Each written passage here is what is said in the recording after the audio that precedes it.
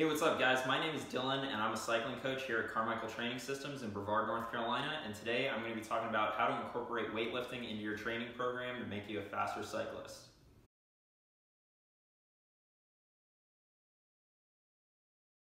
If you haven't seen my video on the science behind why weightlifting is beneficial for cycling, be sure to check that out because that'll show you why you should take weight training seriously if you want to get faster on your bike. So the first thing I'll say is that if you plan on incorporating lifting into your training program, you have to be strategic about it.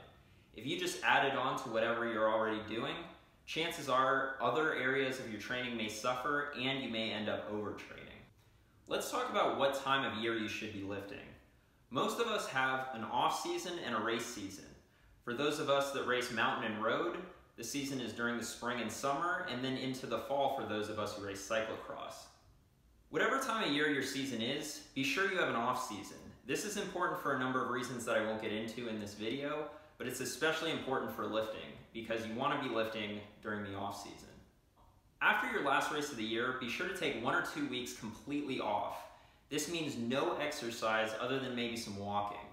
This is important for some reasons that I won't get into right now.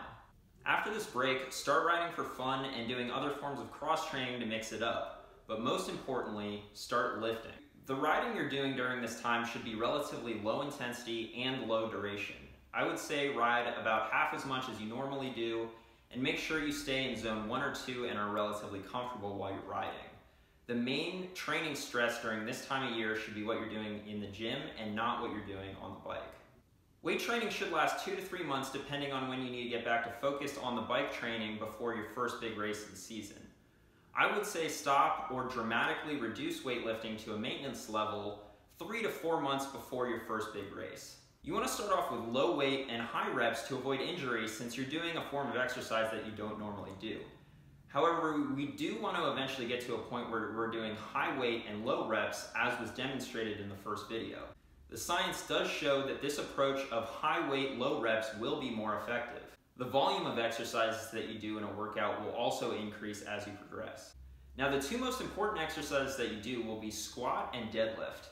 You'll slowly add more exercises as you go, like lunges, box jumps, or single leg work, but make sure you do these 2 exercises first when you're the freshest.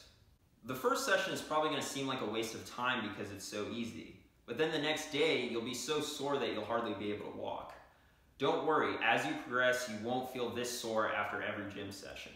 Your first workout, you probably want to stick to 2 to 3 sets of squats at 20 to 25 reps, and that's it. Believe me, you'll be plenty sore after doing just this. The next session you can add in the deadlift, and I would add in more leg-focused exercises until you reach 10 or 12 total sets. Add a new set of exercises every session or 2 so that by the time you get to around the 10th workout, you're at your full volume of exercises. A workout might look something like this.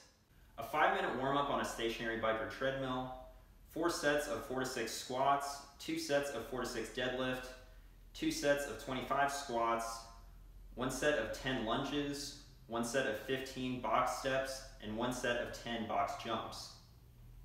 You can mix up the exercises you do after the squat and deadlift as these are less important. Just make sure the main muscles being targeted are the quads. Now, as far as the number of reps for the squat and deadlift, you want to slowly decrease from the 20 to 25 rep range down to the 4 to 6 rep range. I would say drop 1 to 2 reps per workout. This also means that your weight is going to be going up every workout. As far as how much weight to choose, you want to lift an amount of weight that's close to your max for that rep range. So if I'm doing 4 to 6 reps of squats, maybe on the first one I can do 6, but then by the last set I can only do 4. You also want to rest for about 2 minutes between sets. I'd recommend having 2 gym sessions per week, preferably after a rest day so that you're nice and fresh when you go into the gym.